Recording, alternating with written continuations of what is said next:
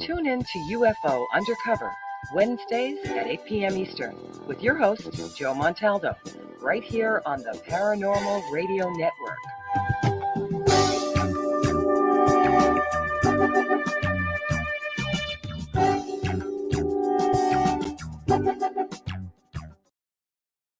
I had had enough.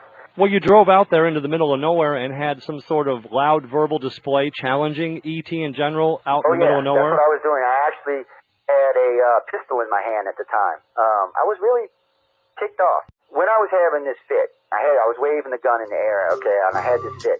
And at this moment, I said, okay.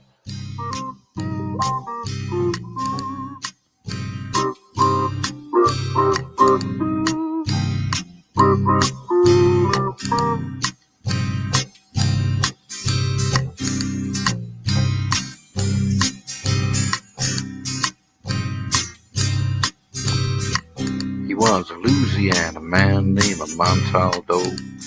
Folks around called him Six Gun Joe. Worked with ICAR, don't you know? Investigating UFOs. Out for a drive with a gal one night, they stopped to check out the reporting site. When an alien lit right there on the ground, he commenced to throwing his weight around. Now, old Six Gun didn't take too kindly to that kind of thing, especially without Vaseline or anything like that, Seriously. Well, Six Gun looked that critter right in the eye and said, "Any last wish before you die?" Yo, reached for his gun, quick as a twitch, and said, "Fill your claw, you son of a bitch." Now, a legend spread across the land about this pistol-waving man. But if you're from space or from Earth below, you don't give no lip to Six Gun Joe.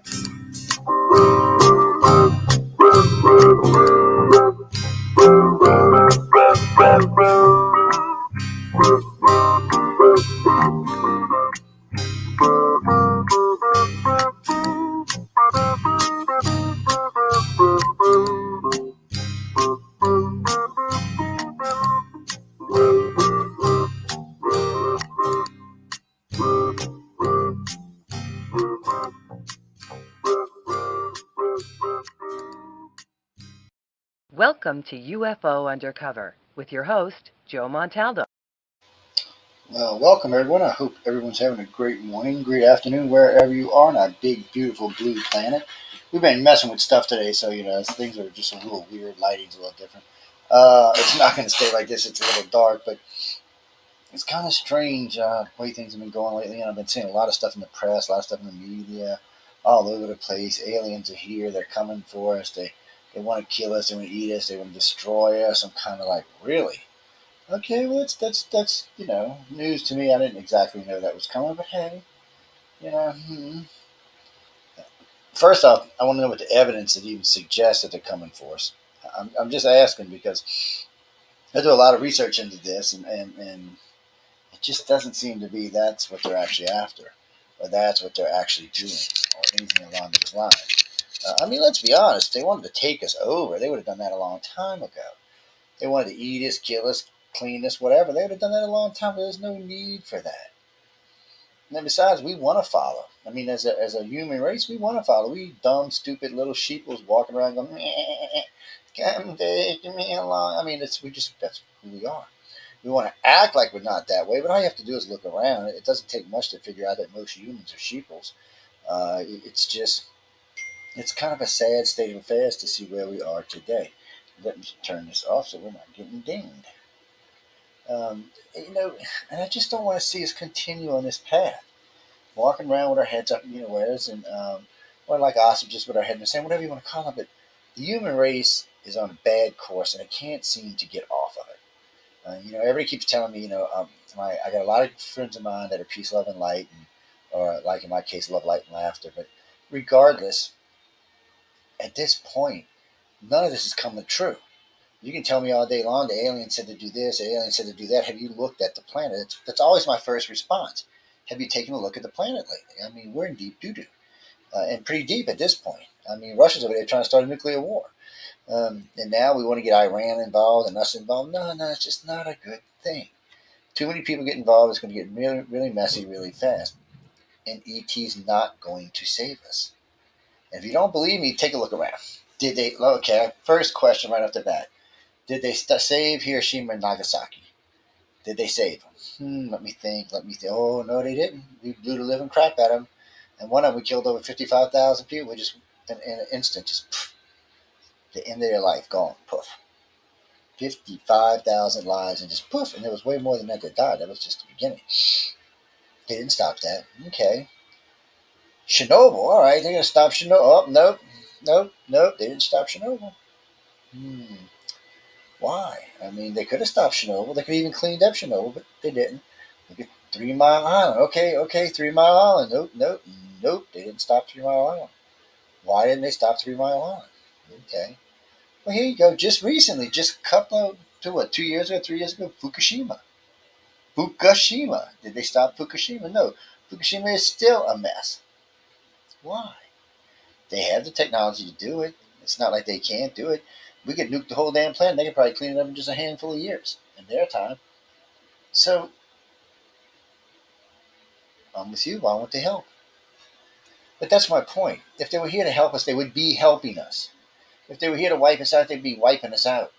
It would be easy to just take over an accident. Oh, I'm president. Boom, start World War III and it's ended. That doesn't seem to be their goal. Their goal really seems to be more observation with indirect intervention. Meaning whatever family lines they started with over the 200,000 years ago, whenever it was, because no one knows, it could have been 15,000 years ago, it could have been 200,000, it could have been a million years. No one really knows. But the further you go back, the more people become contactees today. So that, the shorter time you go back, the less contactees they are. But anyway, we're gonna figure somewhere between 45,000 and 200,000 years ago. And I think it came in waves, actually. I think the human aliens were the first ones. They found some remnants of what might have been a monkey man. I don't even know what it was. I don't want to even speculate because I really don't have an idea. But we do know because of the writings, in the Sumerian writings, the Egyptian writings, they did have a base animal that they used to create their slave race, which looked like us. Except, they were a little stocky, a little shorter, not too bright. They weren't really sentient in the way we're sentient. I mean, they didn't ask, how come I'm out in the heat in 104 degrees, plowing the field so you can eat and I'm not getting none of it? Or how come I'm doing this or that or whatever? How come I'm being treated this way? They never asked, and it never even occurred to them to ask. That's just not who they were. And then the story started that the reptilians used to come in, steal the women, rape the women, and bring them back pregnant. And then the women would bear children, and those children were different.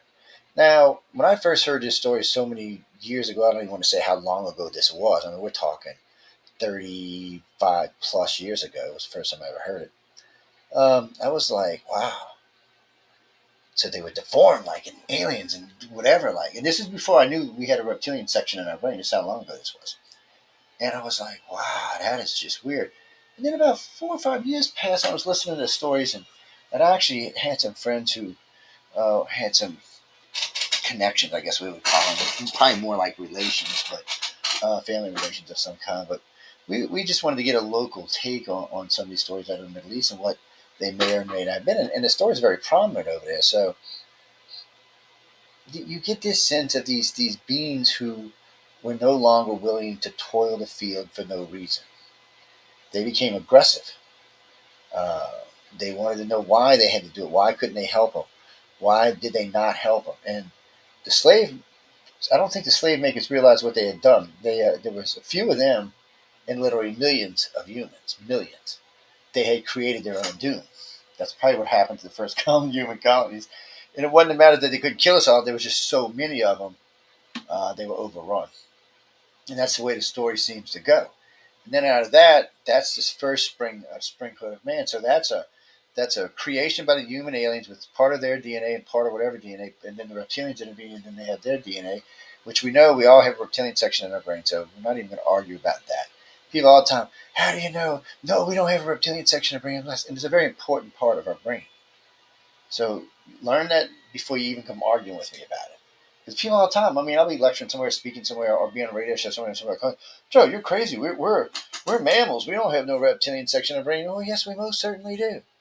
And it's not even worth arguing about because it's there. It's part of who and what we are, and it's always going to be part of who and what we are. It helps drive us in being what we are. Sometimes, yeah, somebody asked me the other day, will we be better off without it? I said, no, we'd be slaves.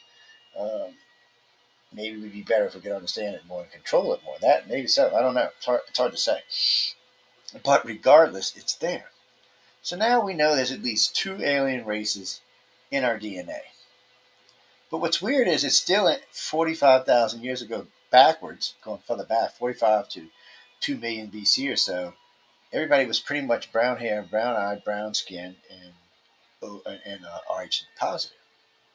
They shared a common ancestor. 2% of their genes was from the rhesus monkey, and that might have been the base animal that the human type aliens that were with the Sumerians used. That might have been the base animal, and that would actually explain something we're going to talk about after a while. But so here we are, brown hair, brown-eyed, brown skin, Rh positive people roaming the planet for 2 million years unchecked. So it just tells you how long ago the first encounter with the aliens were. If you believe that we were 2 million years old, then that should tell you that the encounter with the aliens were much older than we knew. Most people don't want to go back more than, say, 50 to 100,000 years, and I don't know. I really don't. All I can say is it seems to be at least 50 to 100,000 years ago that they intervened with our society, which means that they were around long before the Sumerians. Maybe they were even their help the rise of the Sumerians. I don't know. Or maybe they were hybrids with Sumerians. There's just no way of knowing because none of us were there. And there's no real writings about it. There's just rumors and stories, but not a lot. It's tough. But still, there is data out there if you really dig hard enough. And of course, you can always go listen to, what's his face? Why can I never remember the guy's name? He's famous. Says that reptilians are here to kill us. No, yeah, David Icke. There you go, David Icke. That's it. Yeah. He was wrong about a couple things because when the translations came through, the second time they were translated, Hebrew translated from a giant planet to either a moon or maybe like a spacecraft of some kind. Big one, mind you, but still. None of us were there, so we don't really know. But we know it wasn't nothing 5 times the size of Earth because Earth wouldn't be here anymore. It would be rubble. So we can already rule that out. That was pretty much easy. When physics allowed you to rule out a lot of these Nerebrus foolishnesses right off the bat. And then people started saying, well, God did it. Well, then it doesn't count. Yeah, it's not science anymore. It's religion, so it doesn't count. I don't know. But anyway, getting back to what we were talking about. So here you have this race now that's emerging. I figured emerged 10 or 15,000 years ago because most of the dates point back. Most of the ancient monuments only line up with their constellations around 12,500 years ago. That's about when it is. So people, 10,000 from the building point, but usually it's about 6,000. But it's weird because that means that all these races we're talking about, the people from Angkor Wat, the Egyptians, the Chinese, and the people who built Easter, all of these people understood the way the planet worked. So they had precession, so they could go forward and backward in time. So somehow or another they were able to go all the way back 6,000, 7,000, 8,000, 9,000 years, depending on when the monument was built, and know that it lined up with this constellation at that time. That's pretty damn good. Because they all line up with those constellations at that time. There's seven that I know of. There's probably more. The most famous ones would be Stonehenge, the Great Pyramids, the Sphinx, and Angkor Wat, and Easter Island. That would be probably the 5 most famous, but there's a few more than that. They just somehow or another they line up with their constellation perfectly with this whatever constellation they line up with at that time period. That's pretty good, man. I don't know. That's pretty serious science, especially for them. I mean, I don't. We use computers to figure that out today. Big, expensive computers to figure that out today. So knowing that, you got to wonder. You just got to look at these people and go, how do they figure this out? And I mean, the Egyptians built what, 4 monuments? 3 to the Great Pyramid, which line up Orion at 12,500 BC, and the Sphinx lines up with Leo at 12,500 BC. I mean, how the hell? I mean, who?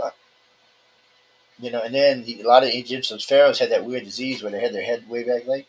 They say that's what the human alien's head looks like. It's just got hair on it usually. I'm just saying, no telling back then.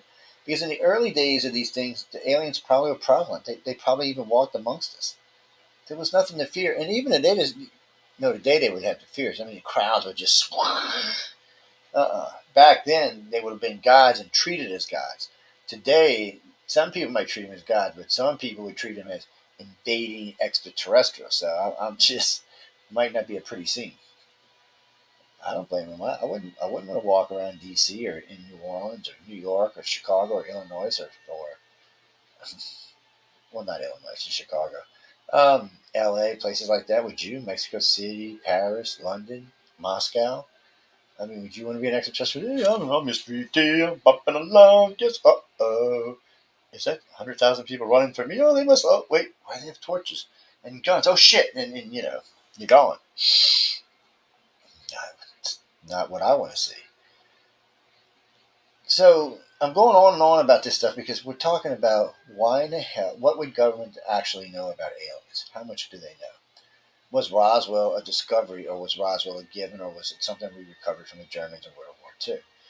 Okay, maybe, but probably more likely something we recovered in World War II. We'll talk about that in a little bit too. But the progression here is that the government really, at this point, knows, how can I say it politely, squat about what aliens are doing. It's one of the reasons they decided to go public. They're hoping not so much that the UFO people come forward, but they're hoping that the people like the abduction researchers and all will come forward. Because if anybody's got answers, that's who's got them. The people who are talking to the people who are in contact with them, the real abductees, the real contactees, not the ones who just say they are. There's a lot of hoaxy woaxy folksy woaxies out there, but there's a lot of real ones too. What do you mean a couple thousand? No, man, a couple million at least. I would.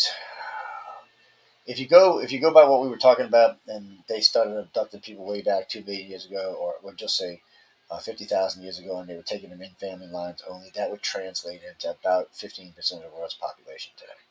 10 to 15%. Yes, that's a lot of people. That doesn't mean they're all being taken at one time. It doesn't mean they're all going to be taken for life, but it means they've all been taken at least a few times, all of them. It's a lot of people. I got in trouble on that show with Alfred Weber because of that, because Alfred Weber decided to do the math. It changed the abduction field for life. I like that. It kind of did, actually. It made researchers not want to talk about the 10 to 15%, is what it did. But it's still, nobody stopped believing that's what it was. They just didn't want to talk about it because it's too hard to explain. Oh, no, I sat there. I was on, not Coast to Coast. It was at Midnight in the Desert. I actually did the math. I said I was explaining to people what was going on the whole 9 yards. Well, it's complicated, but it's not that complicated. It's not something the ordinary person couldn't know. I mean, I can figure it out. Anybody can figure it out. There's just a lot going on. But the government doesn't really have the people. So, we talk about military abductions, and why would the government take its own citizens? Why would it need military abductions if it had ongoing contact with extraterrestrials and had a working relationship with them? It wouldn't need military abductions, would it? It would not. But it does because it doesn't have that kind of relationship. In the end, ET don't give a good what our government thinks. They don't care. Our government is nothing to them. The only thing they care about is the original family lines that they took over here. So, say we're going to break 8 billion people. I think, is it this year or the beginning of next year? But anyway, we're going to break 8 billion people on this planet. Let's say that 1.5 billion have had contact over the years. So that's the only ones they're interested in. So that means the other 6.5 billion they don't care about, or they don't care what happens to them, or anything else for that matter. Maybe they don't think they're savable. Maybe they only think that many people are savable. I don't know. I wish I knew. Oh, people Dragon Con. That's what that is. There we go. See, I got jealous. Look at that. Dragon Con. Anyway, yeah, I was there for 4 or 5 days. 4 days. It was a lot of fun. But anyway, moving on. why would the government want to take people? So this is a good time. Let's do a little time traveling back. Good evening. This is Joe Montaldo, and we'll be talking about the Betty and Barney Hill case. In fact, does anybody know what the Betty and Barney Hill case? I know it's getting kind of long in the tooth these days, but let's talk about the Betty and Barney Hill case. So I don't know. About 20 years ago, 25 years ago, I was reintroduced to the Betty and Barney Hill case. I got to thinking about it. There was things about this case that bugged me. And then a friend of mine out of the blue sent me the original recordings of the regressions done by Dr. Simons. I was like, wow, okay, well, isn't this cool? So I listened to these, and this was most interesting. Then one of our directors, she was out of Canada.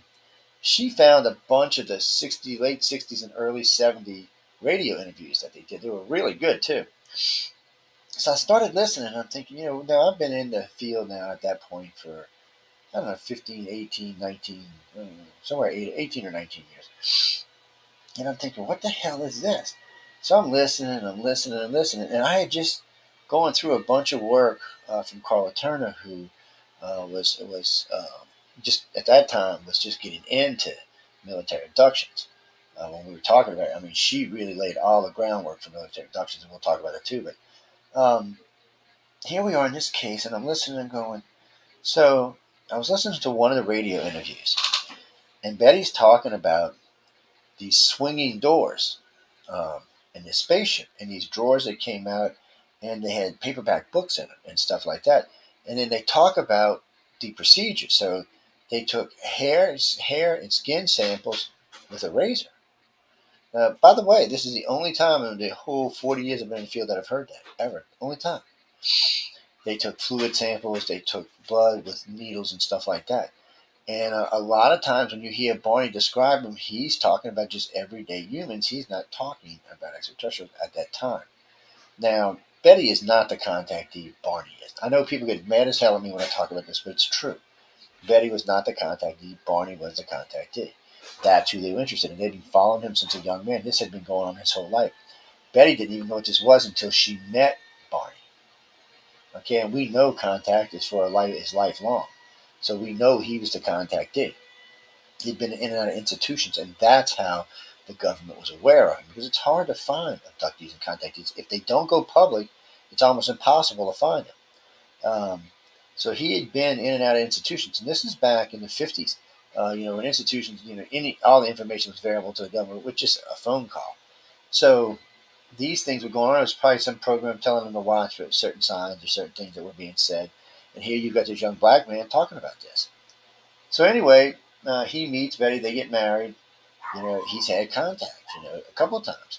And then they go up to Canada. So they're in Canada now. They're at a hotel in Canada. And I loved them. I'm listening. I heard this on 4 different radio news. So the first one, they're talking about the Canadian hotel. And they had a good time and blah, blah, blah, blah, blah, blah. So the guy says, well, what hotel was it? And Barney goes, I don't remember. And he goes, it kind of looked like this, kind of looked like that. And Betty said, I don't really remember. He said, well, why are you saying it kind of looks like that? He said, well, we had breakfast across the street that morning, and I remember looking at the hotel. I said, well, what was the name of the place you had breakfast? Oh, well, they didn't know. Now, maybe you might not remember either one. That's hard for neither one of y'all to remember where you had breakfast, especially if it was a decent breakfast, which they said it was. And they said the hotel was nice. So, I mean, you would remember, but maybe not. So later that day, they're driving along, they're headed back to the United States, and they're lost. So they stop and ask for directions. So Barney describes a cop as a young black policeman. Betty describes him as a white, red-headed Irishman. Curly red-headed Irishman, if I remember correctly. Same cop. Now, what could that be? This is classic alien abduction 101. This is the 60, 70, 80 protocol abduction. This is what you would call it. I mean, this is classic. They had missing time. They had different things. They couldn't remember where they were. They gave opposite descriptions of the officer that they seen. If it was one of them, they didn't call it an officer, so I'm not even sure they thought it was. That's when they lost their time. Now, what makes this important is later that day they crossed into the United States. They're driving along. I think it was Connecticut. Driving along, and this thing comes over. It just sits down, and a set of stairs come down. Now, You don't really hear about stairs coming down on UFOs. Sometimes you might hear about a ramp, but never stairs. And usually it's not even that. They usually just gravitate your ass into the ship. It's usually none of that, to be honest with you. So it's kind of weird to start off with. So that's a flag. So it was like something had shot and stuck to the car and killed the car. But there was marks on the car, which suggests it wasn't alien. Alien don't need to shock your car with a pair of tongs or something. It would just send a beam to it. So this suggested like somebody used a giant, I guess it would have been a taser back then, and hit the car and killed the electricity. And then from there, four guys came over, black shoes. He actually said black boots, black pants, black shirt, black duck-billed cap, and looped their arms under each one of them and walked them back across to the ship and then walked inside. Now, this thing might have been a dirigible or something else, but it wasn't an alien. They go inside, and that's when they talk about swinging doors, opening things, pull down screens, writing with pens and pencils, paper. I've never heard about paper in any alien craft ever, ever, ever, ever, ever. This sounded more to me like classic C to C. We just got some people that had alien contact. Let's check them out. So, to me, the case in the United States of Betty and Barney Hill is the first military abduction to ever happen in the United States, as far as we know. It is. Now, I'm sure Kathleen Mulligan wrote it because she wrote a book that wants to be contrary to it, but we debated on several occasions and have won that easily because we're going by the facts, not by the bullshit. That's unfortunate. Oh no, I actually like Kathleen. I don't have anything against her. And everybody can write from whatever point of view they want to. That's her business. She was Betty's niece. Well, no, they get mad at me because I don't think Betty was a contactee at all. And a good friend of hers, Avis, which I knew for years and years, used to argue with me. I was like, "Well, I'll talk to her," and I said, "Maybe so, but I'm not thinking so." And, well, sometimes abductees do find each other more and more as time goes on, but back then it would have been a rare thing. Well, there was a lot of weirdness that went on with them. First, they were a black and white couple in the mid to late 60s. Yeah, it's not a healthy thing back in those days. They were invited to the White House. Yes, Barney got invited to the White House. They went to the White House. He was friends with at least three different colonels, one that lived on the premises. Yes, yes, because they knew who he was. They knew he was being taken. They had actually found someone that they could become friends with and buddy up with and hook up with. Barney, I don't know if Barney had an idea or not because I never got to ask him. But that was what was going on. They knew they had it. They had someone to watch and to monitor and to see how this was going on. I think he was really the first one. I really did. Oh, I'm sure it ticks off people when I talk about it, but it's a much plausible explanation for the alien contact because the alien contact, when they try to sell it, just doesn't sell. And then when you listen to Dr. Simons, yes, there's three sets of memories. Yes, alien memories, government memories, and their memories. Yeah, of their regular days. Yeah, it gets sticky, wicky, complicated really fast. But as far as Betty and Bunny Hill goes, it's a much more plausible explanation. It explains way more of what was going on. And when you listen to the stuff she says, that you can tell that these are things that they were doing. And the bad part is, for Betty especially, if you listen to an interview in the 70s and listen to what she said, then you listen to an interview in the 90s and listen to what she said, it's a completely different story. She's modernized it to fit today's times. Yes, that almost always. I liked Betty, but I still don't think she was a contactee. No, it's just my opinion, but I don't think she was. I think Barney was a contactee, and we just explained to you all why we thought it was a military abduction here. Well, it's the government. Come on, why wouldn't they? Government's hoping to find something. Maybe an amoeba or something, but they're hoping to find something or get some kind of information on why they were being taken and so on and so forth. Well, I don't know why they took Barney. I mean, it was his family line was touched. Maybe there was an African family line. Maybe there was a Middle Eastern family line. Maybe there was a European, an Asian family line. None of us were there, so none of us know. We don't know who the originals were. Nobody does. Even they don't. Even the contactees families don't. I don't know. I guess you could ask the aliens. Was my family the first? Well, the Greys, so if you're a Grey contactee, you were not in the first. Let's just get that out of the way now. Yes, the reptilians and humans. Yes, they would have been the first ones, and then the Greys probably were sent here to keep them from getting into a damn war. Well, I'm pretty sure the humans were pissed when the Greys gave the slaves the ability to overthrow them. I mean, I don't think they were real happy about that. Well, the planet back then was pristine. It had lots of minerals on it, lots of ores, lots of things they might have needed. A lot of people seem to think they need gold. I don't know. They might. I mean, gold is a very conductive material. Well, most advanced races are not going to probably want it for its wealth. They might want it as a bauble, but more than likely they're going to want it for something else, something crystal-based, electronics, or something. Even your jacks and your radio are better if they're gold-plated. Yes, everything's better with gold, unless it's diamonds. Yes, I agree. Everything's better with diamonds. I don't know. I don't have none, so somebody send me some. I'm poor. I don't have no diamonds.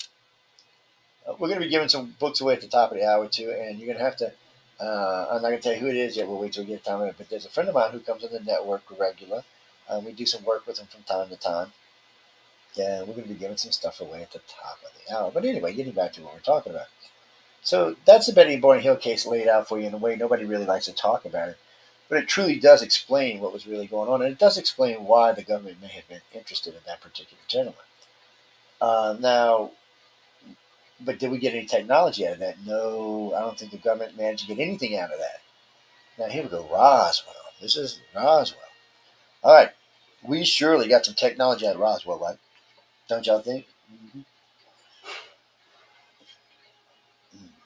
Sorry, I need a shot of sugar there, baby. I'm sorry. No, Roswell to me was weird. A good friend of mine who, rest in peace, DeAndrew, used to tell me about Roswell all the time. We used to talk about it, and then we started arguing about it. And I said, D, you crazy biatch. And we'd fight about it all the time. And D was in charge of the organization. She was the ICAR national director for a long time. She was, if you knew the order, she was my babysitter, basically. She was there to make sure I stayed out of trouble, which was a hard thing back then to do. Let's just be honest about it. But the thing about it is, and she would tell me about it, and I'd listen to it, and I'd hear these different stories, and I'm like, and then one night I was somewhere, Ozarks, I don't know, it was some conference somewhere, some deep, dark conference somewhere in the middle of nowhere. And maybe it was Josh or Tree, I don't remember, but this gentleman came up and introduced himself as a gentleman who worked for the government, and blah, blah, and gave me some credentials, which you never know if that shit's real or not. He starts telling me about Corona and the crash in Corona. I'm like, what do you mean crash in Corona? He said, yeah, it was two crashes that night, one in Roswell and one in Corona. I was like, okay. So he starts telling me, he starts talking about these two Cub Scouts and I guess the dad, or the troop master walked up on this intact saucer. It's like it was kind of like a saucer that had been kind of stretched out, and there was three. I can't remember if he said 3 or 4 bodies laying on the ground that looked human, but they were kind of glowing and kind of melty looking. Their words, not mine. And I was like, wow. Now you got to remember that same night on Mac Brazel's ranch, they supposedly found 3 or 4 graves. One that was still alive. I believe the other 3 were kind of in pieces, and there was bits and pieces of spacecraft all over the place. Okay, well, let's do a little physics. I actually brought this up with Michio Keiko in a hand.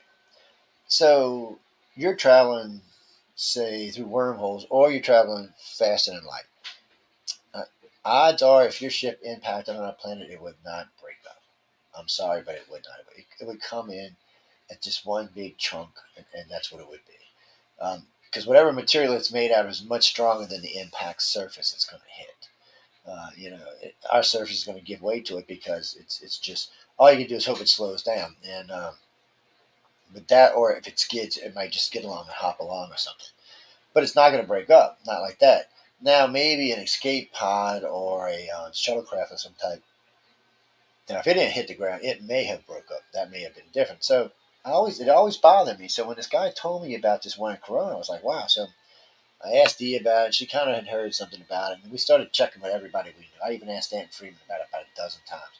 And Stan said he had heard something in Corona. But so anyway, a couple of years goes by. I meet a forest ranger from the area who had actually met the people who had seen it. And they were telling him about what they saw before the government had gone out there. Now, this is, like I said, this is 4 or 5 years later from when I was originally told about all of this. So he also said he knew some other people that had met them. I remember he set up. We went to a place in Roswell. They had a bonfire, and we went out and had some cocktails. And sat around the bonfire, and they all told me the different stories and stuff of what because they were children at the time of what had happened. And I was like, so long story short, no one ever knew what happened to the dad and the 2 kids. They just disappeared. There is a missing person thing on them. It was 3 days after the crash. They just disappeared. They made it home and all, and other people had knew about the story, but they just disappeared off the planet. They were just gone. Nobody knew anything that happened to them. No one could explain it. There wasn't even looking of any kind of any foul play. But they found the car, everything else, clothes, everything. There was just nobody. They couldn't find them. So they were gone. So then I didn't hear about it for a while. And then there was a leak about a craft that had been recovered from the Germans. And when they described the craft, it sounded a lot like the one that crashed in Corona. And I was like, okay, now that's interesting and weird. Now you got to remember something here. The Greys or the reptilians or whoever it is not going to let us keep something that we can wreak havoc with. In other words, if it's something with massive weapons on it or something we can go flying through the cosmos and blowing shit up, no, they're not going to let us keep that. Now, debris from a wrecked shuttle, a craft they might let us keep, or a craft they know we can't operate because we already tried to operate it once and we crashed it, they might not have a problem with that until they may let us hold on to the craft until they figure it comes such a time that we might be able to start backward engineering. That's probably 10 or 15,000 years from now. So I don't think they're really worried about it because a lot of their ships are organic anyway. So it's going to just be hard on us to figure those kind of things out. I mean, we've had it we got it in the end of World War II, so 65, 85, almost 90 years, and we still haven't figured it out yet. Never tried to fly it again, apparently. But we did get technology from it. Not from that, but from the one that crashed and broke up. Because the Roswell paper reported what today would be considered a microchip, fiber optics, and aircraft aluminum. I mean, when they put the pictures in there, they were identical to what we would think of those things today. So out of that crash of whatever that was, we did get that. But that's all we seem to have gotten. We don't seem to have gotten anything else. No particle weapons or laser weapons or anti-gravity or anything along those lines. It just doesn't seem like we've been able to get that from it yet. And however we got, and I think the Greys actually were helping us to try to learn about that ship, and then we crashed it because they were on board. That's the only way they would have been in an escape craft when it happened. Unless they were flying some little puddle jumper trying to shoot it down because we stole it. No, I don't think so. I think they had just at the mothership to grab it. But they've let us keep it because there have been no reports of anybody going to take it away from us or anything. You mean Area 51? Maybe it is parked at Area 51. Yeah, maybe it's parked on deck number 2, which, by the way, is about 300 feet underground. How do I know that? I can't tell you. They'd come kill you. I'm serious. Not me. Y'all are the ones to listen. I'm just talking. Oh, no, that's dirty fool. Hey, Moose, how you doing, man? I just seen you texting up there.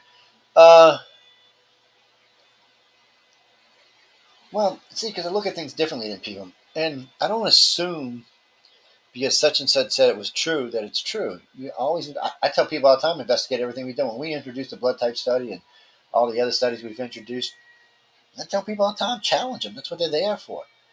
Prove us wrong. Show us where. Sorry, God. Show us where we're wrong. Show us where we can be corrected. Show us where you can add more information. It's not what it's about. It's not about being right or wrong. It's about getting the pieces to the puzzle. It's always been about getting the pieces to the puzzle. Finding out what the hell is going on. And frankly, to be honest with you, I would think a handful of researchers on this planet know far more than the government does. I really do. I would say today there are 5 to 7 researchers that probably know 4 or 5 times what the government does, maybe even more than that. And there may even be a few contactees that have never come forward that actually do as well. Because when you go on board the ships, a lot of times they give you access to stuff, advanced technologies. They try to teach you things. If you're on board the ship, you can actually upload information into your brain while you're there. It's almost like your brain's tapped into the memory system aboard the ship. It's strange technologies. When you hear people talk about it, you can tell it's alien because it's nothing like we've ever thought about, even heard about. Some of the stuff I've thought about, maybe we should write a book and do a movie or something. Not just great stuff. Well, they have like on some of the big gray ships, the big motherships, they're real tall, so they have these gardens set up down the thing. They have like flowing water stuff. Well, sometimes it shifts and the water actually flows up, and the gardens will move past each other. They aerate the place, and everybody says the air doesn't have a smell, but it always smells crisp and clean. So it always confuses me. Well, it doesn't have a smell, but it smells crisp and clean. Maybe it's a sense that it is crisp and clean. Well, I don't know if that's a good thing because if your lung gets too nice to the pure happy stuff when you get back on dirty earth, how's it going to do? That's why I always tell you when people keep their kids too clean, their kids tend to get diseases. That's why your bodies have to build up immunities to things.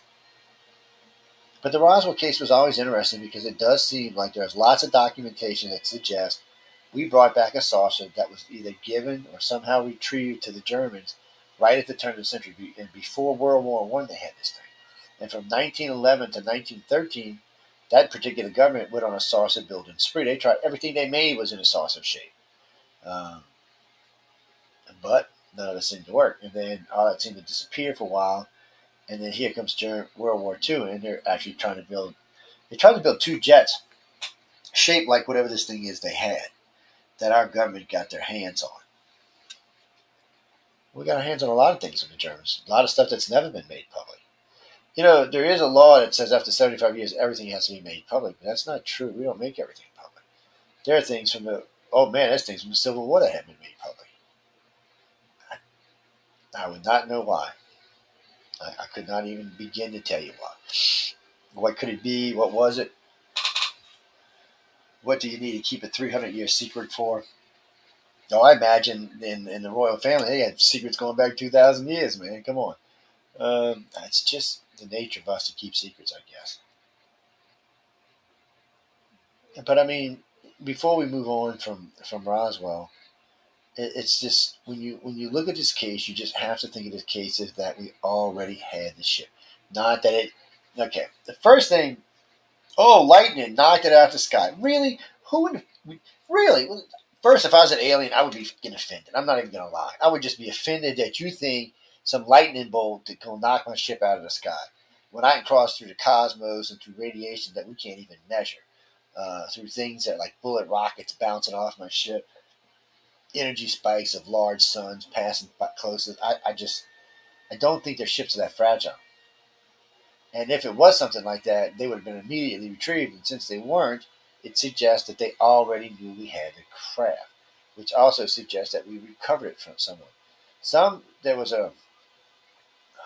2 books that came out of Germany that said that the ship was given to them by some human aliens because it wasn't theirs; it was another race's, which the Greys are the ones that used the saucer. So it sounds like they had recovered it somehow or another from wherever, and maybe they didn't want to keep their hands on it because the Greys are kind of bitchy, and the humans are definitely scared of the Greys just like the reptilians are. In the early days, we didn't think that. In the early days, we thought the Greys worked for everybody because we were all 3-foot like automatons running around. Then we found that that wasn't even close to true.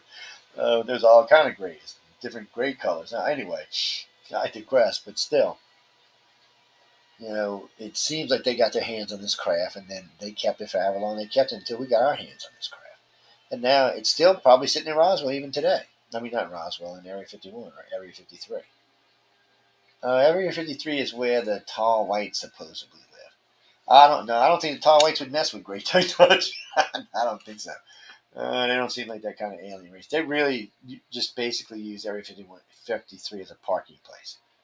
Yeah, they give us trickle us a little technology here. Yeah, they're probably in real time, probably 5 or 10,000 years more advanced than we are. Because there's a lot of things when you hear them talk about that sounds a lot like us. And then there's some of their technology that's just definitely more advanced than ours. And it could even be less than that. It could be 2 or 3,000 years more advanced than us. And I don't know how fast we're going to grow. Some people say it's only 400 or 500 years, and that could be true. If we start doubling, triple our technology, it could be true. So, but at this point, we just don't know. But I don't think, regardless, I don't think they would mess with great technology. Oh man, there's all kind. Look, you know, Nevada skies. Actually, Nevada and Utah skies. There's just so much crap flying around out there. It's ridiculous. You can stop anywhere along these roads, like going out to Area 51 or Rachel, or even if you're going up to one of the springs in Utah, and just pull over. There's nothing for miles in any direction. The only lights you're going to see, if depending on where you are, you'll see Las Vegas, and that's because of the airport. You'll see these little stream of white dots going to that direction. Or if you're further up north, you'll see Salt Lake City. But that's about it. I mean, just a dim glow way off in the distance. Other than that, it is stunningly gorgeous skies, and you see things moving all throughout the skies, all over the place. I'm sure some of them meteors and asteroids and every other thing, but in real time, you know, some of them are not. Jeremiah, welcome to the show, man. It's but you know, before we move on again from Roswell, so we went over the Betty and Barney Hill case, and if you know, I've got lots of stuff up about the case. I've talked about this in great detail. Way more beat. And matter of fact, on the ICAR website, there is an actual discussion between myself and Kathleen Malter. So where we debated the ins and outs of this new way I presented it. Actually, a lot of people like it. It was funny when I was on Coast to Coast. My very first Coast to Coast appearance, very first one ever I ever did. This is like 15 years ago. I go on Coast to Coast. And George and I are talking, and I'm telling him about all these cases. I'm just running through UFO cases, right, and new ideas on them. And I said, well, let's talk about the Betty and Barney Hill case. I got these. He said, you're never going to change my mind on Betty and Barney Hill. So, okay. So I went into this, like, we'd just come back from breaks. I'm like in this 15, 18-minute spew nonstop. And Tom goes, break. George is just, he's like, just absorbing it. You can tell. He was like, what the hell? Where did this guy come up with this shit from, man? And then we go to break. And it's the first time he ever talked to me. It's the only time he actually ever talked to me at break. And it was crazy. Because it was definitely a different way of looking at it. And when I present stuff, in all cases, I look at every case differently. It's one of the reasons we busted the Stevensville case. So, you know, I hear all this stuff about Stevensville. I fly up to Stevensville. I go to the all-women's conference in Stevensville. Paula Harris invited me. So I go up. A lot of fun. Had a good time. Met a lot of people. Got to hang out with the ladies. Got lots of pictures. Had a lot of fun. So we go out to this big bonfire later that night. And all the witnesses from the Stevensville were there. So we're talking, and Joe Renard is my cameraman. There's a video up on Facebook and a few other places. So they're talking. So the first thing he's talking about this big shit with this rounded front end, and it's like 3 or 4 stories thick, and he's going on and on about it. He said, you know, it's weird. There's a line of what looks to be rivets all the way wrapping around the whole thing. He said, rivets. I was like, rivets? What? And then he talks about these 2 chase planes that come up and will stand on either side. Okay, first off, rivets, alien craft do not have. They also do not have chase planes that stay with them because usually UFOs leave the chase planes in the dust. So, so I'm kind of like, whoa, wait a minute now. So I got a good friend of mine who works at Bone. She's way up in the thing. So I give her a call while I'm in Stevensville. I play her back the description, and she starts laughing. And she goes, this is just. She asked me if my clearance was still good. I said, yeah, it's still good. They background check me every 4 years. Like, where it works. She goes, okay, this is what it is. And so now we can talk about it because then we couldn't. But now we can. So this was a typical Aurora. This was one of the new pulse drive engines. And what gave it away to me wasn't even all the other stuff. They said there was 2 rows of engines. It was 8 and 8. So it was 16 little ports, right? And they said they're beginning to glow orange, and then all of a sudden they went white. And this thing was just gone. It left the chase planes just in the dust. Now, I've heard about the Aurora Ram Scoop engines before. It wasn't the first time I'd heard about them. But I had heard the way they pulse out. And they also leave these weird contrails. They leave a curly Q that keeps expanding in a curly Q. It's crazy looking. So I was like, well, shit, now I know what this is. So stupid me, I was actually invited to speak on a Texas radio show that night. So I get on the show, And I said, man, I found out some interesting information. And I had told him about this before we went on air because, I'm doing the radio myself. I don't like to shock host unless they're just somebody that aggravates me. I just, want to be nice. And he said, well, yeah, let's talk about it. So I get on. And everybody's like, you're kidding me, man. And that theory stuck ever since. And because that's what it was. And there was other reasons why. One, the thing was headed towards George Bush's ranch, and there was nobody scrambling anything. And it was showing up on radar. No one scrambled any jets. We also know there was a squadron of F-16s in the air, not far from where this thing was, and they never diverted the F-16. So they knew what it was. Or they knew there was a scheduled flight, a test flight that night. And by the way, most everywhere it had been sighted was over no-fly zones. Military no-fly zones, which overlap a lot of residential areas. So, and then I started getting a reputation as a debunker. I'm like, I'm not a debunker, people. There's lots of good cases out there. I just, like the Shag Harbor case. I love the Shag Harbor case. There's all kind of excellent witnesses from Shag Harbor. There's good cases, the Mexico City case. But there are cases that sometimes are not what we think they are. I don't think Ketzberg was an alien craft. From what I've heard about Ketzberg, it sounded like something we recovered. Well, no, I had all kind of friends up there. Oh, no, it's alien craft, And then Jack sent me this picture that he got from a friend of his, and it looked like an acorn, actually.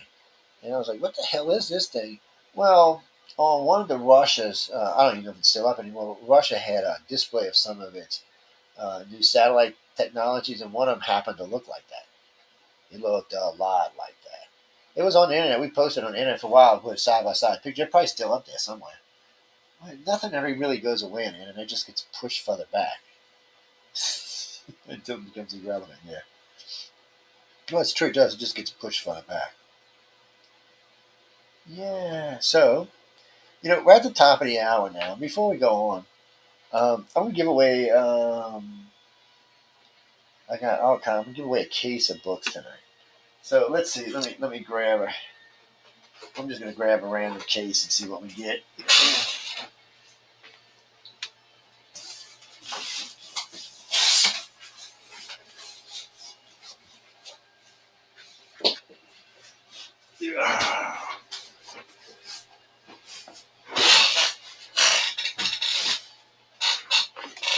All right, so yes.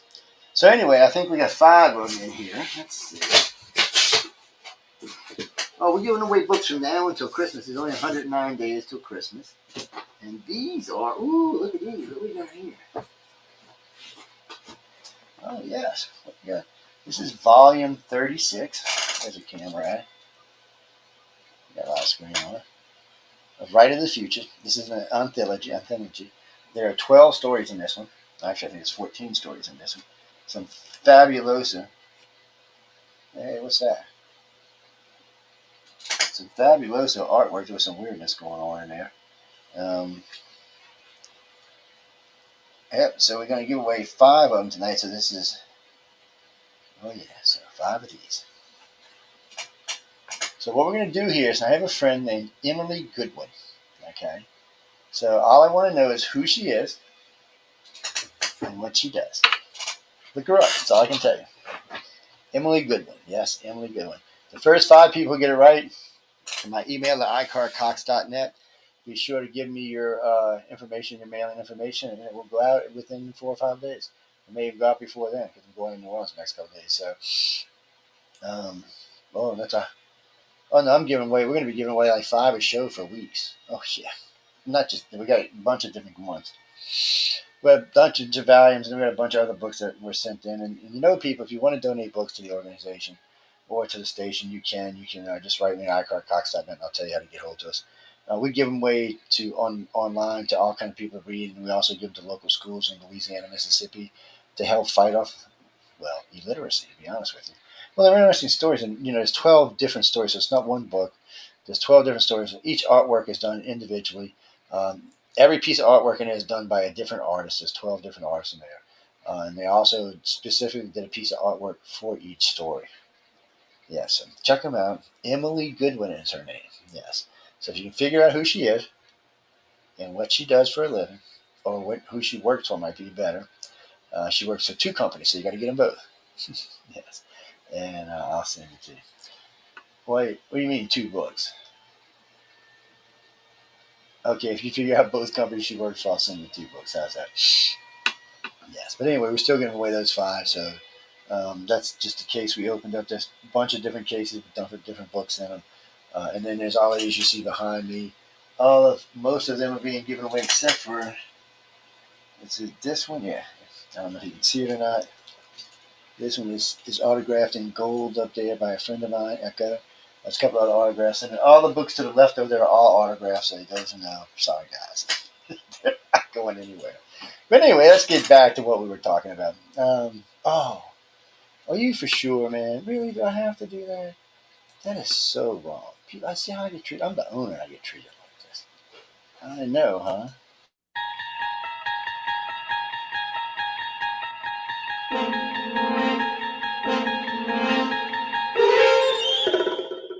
You're listening to UFO Undercover with your host, Joe Montaldo, right here on the Paranormal Radio Network.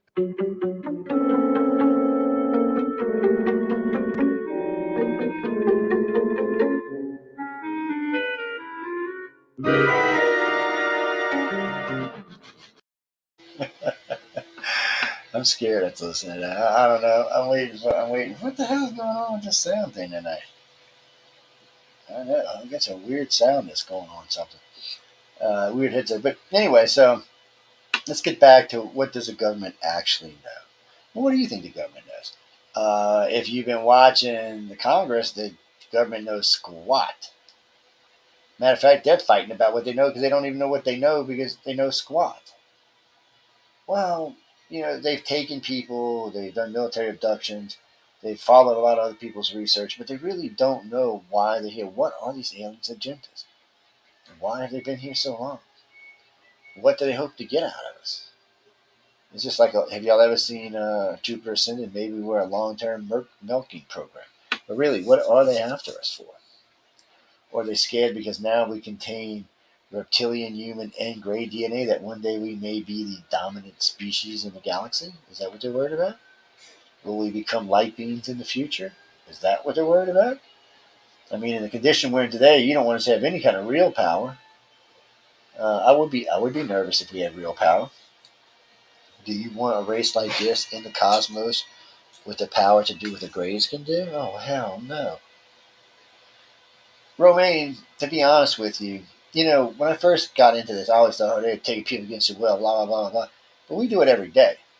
We do take people against their will, but we also take every kind of animal you can think of. We go dart them, trap them, probe them, stick them, weigh them, clean their ears out, clean their nose out, stick things up their ass. I mean, we do it. And we don't go ask the animal first, can we do it? We just do it. So you have to remember, these races don't look at us much higher than we would look at like a bear or a tiger or anything.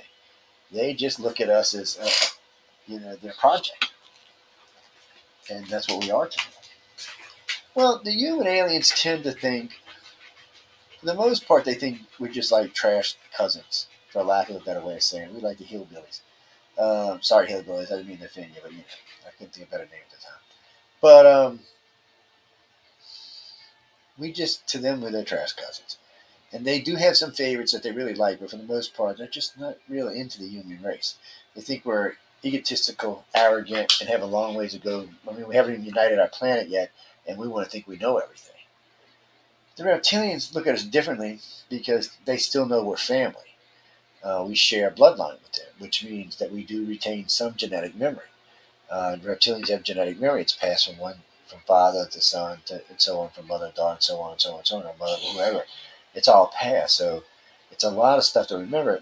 And from what I understand, even the reptilians in the beginning have a hard time because sometimes memories seem so real, even though they're not their memories.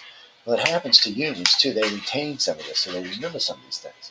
And they think it's happening to them, but it's not really happening to them. It actually happened to someone else. They're just seeing through their eyes. Well, imagine it's like everything else. If you're a good telepath, you have to learn how to block everybody out eventually and turn it into background noise or something. Or if you're blind, if you're just a blind individual, I imagine you have to adjust your hearing because it becomes so acute that it probably picks up all kind of like air sounds, like shh, things like that. So I would imagine something along those lines.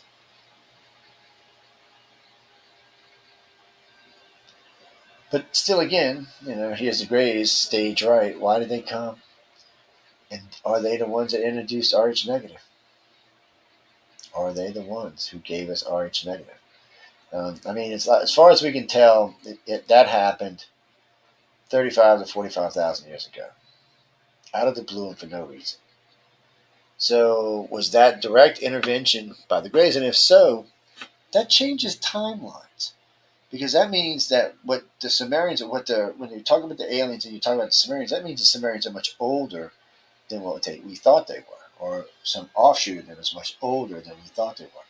Or a better way of saying the civilization is much older than we thought it was. Now, we have recently found sunken cities that date back to that magical 12,500 year date. So there does seem to be something significant about that date, and there does seem to be reasonably advanced civilizations on this planet at the time. I don't know what advancement, I don't mean like us, probably like the Egyptians, but it does seem to be there.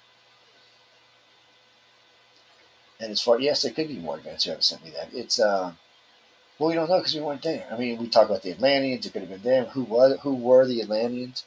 Whether the Greys, reptilians, humans, were they somebody else? I mean, who were they? Were they really, really advanced us? Well, we don't know. Humans could, there's lots of places that they say there was human footprints underneath dinosaur footprints, which put them back 60, 80, 100 million years. There's also the map of the Pravda map, the map of the Creator, which is supposed to date somewhere 120 million years. It's a resource map taken from an aerial view. Well, humans weren't supposed to be on a planet 120 million years ago. We weren't supposed to be on a planet 2 million years ago. So who the hell was it if it wasn't us? Or was it us? Was it an offshoot of us? Was it reptilians? Who the hell was it? Was it something entirely different than any of the races we're talking about? Whoever they were had feet like ours. At least that's what the mud shows.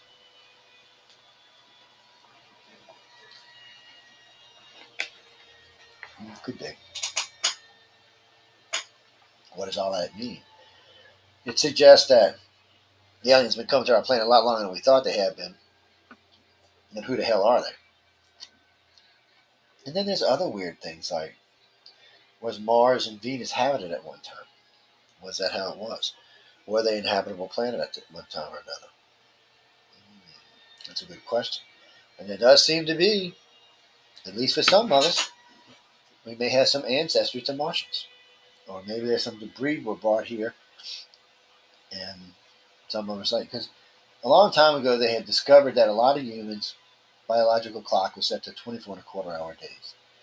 And that their optimal body temperature was about 10 degrees cooler than the optimal body temperature on this planet. So, does anything in the planet fit those categories? Yeah, of course, Mars does. Mars 53 million years ago would have been 10 degrees cooler, and it has a 24 and a quarter hour day, where Earth has a 23 and 3/4 hour day. It's a half hour different day. But yet, a lot of our biological clocks fit that. There used to be more, but it seems like as we breed along, we're becoming more in tune with this planet. Well, maybe that's why guys are so pissed off at us. They're like, look, you're not from here. You didn't evolve here. You evolved somewhere else, and we're transplanted here. Well, the argument for me has always been the same argument when it comes to where we came from. To me, there's three sound ways to go. God created us. Don't hate on me. God created us, and that's how we became. Okay. Panspermia created us. The building blocks of life were brought from other worlds and other places and deposited here on Earth in its rich primordial soup, and we are what sprung for it. Okay. I can go for that too. Or extraterrestrials created us and put us here, or found something like us here and made us better, or created us. Either one of the three works for me. I don't have a problem with either one of the three. I don't. It's up to, any one of those three theories work fine for me. It's one of them things. Oh, here come Blackie. What you doing, child? You evil child. Come on here. My own personal little alien, except she's black and not gray. Yes, look at that alien. I know that is an alien from hell. But anyway, getting back, not knowing exactly where we come from is always interesting. It's always wondered, how we got here. But knowing that somewhere along that line, regardless if they put us here or not, they decided to intervene and get involved in our well, how can we say this politely? Our well-being. How's that? And that's where they came to be today. There seem to be so tied to us. It's kind of like the Americans and the Brits and the Americans and Canadians. Our politics and our militaries are so entangled, it'd be really hard to get them untangled. Well, at this point, these aliens have been here a long time. They've been investing a lot of time in us. And they really know our families much better than we do. Think about it. The gray who abducts you, sorry, the gray who abducts you, or the gray abducts your mom, or the reptilian, whoever it may be, is probably the same one who's been abducting them for 10 or 20,000 years. So, that means they know your family better than you do. And if reincarnation is real, then they may have got to see you reincarnate and recognized your soul. Would that not be interesting? Yes, which means they would know us much better than we know ourselves. I don't know. Well, the way they breed now, you mean do they cheat reincarnation? Maybe they don't need it anymore. Maybe they figured another way around it. One, they have a lot of knowledge and they're accumulating a lot every day. So if you figure our knowledge doubles every 2 years, their knowledge probably goes a Google every 2 years. Yes, I mean they're just on a scale that we won't be on for a long, long time to come. And even the reptilians and humans are still probably leap years ahead of us. Nothing that we can achieve anytime soon. They're definitely in the millions of years more ahead of us. They've just been around longer than we have, and they've been in wars and other technologies. They're part of they're part of a bigger group, so they probably swap and change technologies. So we're just having to come along the hard way. We're on the slow road right now. Is where we are. That's where humans are. We're in the back road, bumping, hilling, scratching our ass. We're just bumping along. They're on the fast lane, and each, because they're all connected now, their technology is doubling much faster, and so it's going to be even harder for us to catch up. But there will come a point where we become interesting to them, that we can travel faster than light, or we can travel through gate technologies, and then we'll be in the cosmos, and they'll really be more interested in us. They'll be taking a look at us, but again, they're not sharing this technology with our government. Anybody who thinks that the aliens are giving our government any technology is completely deluding themselves. And if they say they know somebody who does, that person's been lied to. The Greys do not allow any of the races to share technologies with the government. They consider it something that could be. They don't want to be responsible for wiping us out. Basically, it's how they look at it. They don't want to be.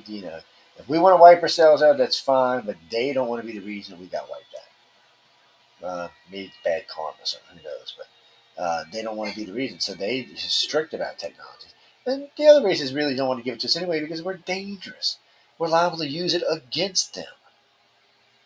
We're dangerous. I mean, we can't even get along with each other. So let's say some poor schwa, let's just say one of the human aliens get a soft spot for Putin and give him some really cool laser weapons or some stuff that can wipe out whole cities. Yeah, what do you think he's going to do with them? Oh, we're going to think he's going to play nice? Oh, no. New York will be gone. DC will be gone. London will be gone. Paris will be gone. All of Ukraine will be gone because he just pissed at them in general. Oh, no. So it's just, until we become a united world, I just don't think they feel comfortable with giving us any kind of technologies. But the government's still going to try. That doesn't mean every chance they get, they're not going to try to find new technologies and be linked to new technologies. That's one of the reasons they track the military down on the outskirts, on out hopes that they might get something by accident. And from time to time they do. Sometimes they get a gift like a good psychic. So the Greys especially, but none of the alien races will let a psychic go work. Well, I shouldn't say psychic, but a good telepath will go work for the government unless they want to. Now, if they want to, they won't intervene. So if you're like a grade 1 telepath and all of a sudden you decide to want to work for Uncle Sam, the aliens will not step in your way. Interesting, but they won't. Now, if your dumbass grade 1 telepath goes and messes with one of their grade 1 abductees, other than yourself, then you might have a problem. Then they may decide to do something about it. Well, yeah, they don't care. As long as you're messing with humans and not other abductees, they don't care. Then it's hard to put it like this, but they're not concerned with the non-abduction part of the world. They're just not. They don't see it as anything but a hindrance to society. And it's weird because think of it this way: 45,000 years ago, 35,000 years ago, something introduced Rh negative into our blood. So it was less than 1%. Okay, 35,000 years ago. Today it's 15%. It's growing. Why? It's a baby killer. Why is it growing? Another 30,000 years, it might be 45%. 30,000 after years, it could be 75%. What is it doing? Is it mutating our society? We know it changes stuff. We know O negative is the purest form of blood known to man, and it's the universal donor. And that was just a gift. So this blood, whatever this blood came from, remember in the early days, it caused lots of baby deaths, still deaths, because positive saw the negative as invading disease and went after. So it killed a lot of babies.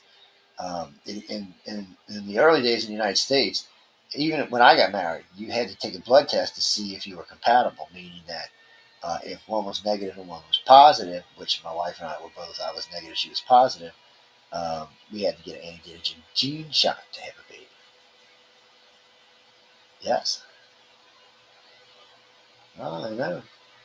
And my son's positive, not negative. All three of us are O, but they're both positive and I'm negative. Yes, they both are too. So it goes back to the point: it doesn't matter if you're positive or negative; just have to be part of whoever they originally took. But for some reason, they felt the need to introduce this new blood type in, and they did. Because there's no reason that Mother Nature, a guy, would have introduced it. It's without some kind of check valve. It's just a baby killer.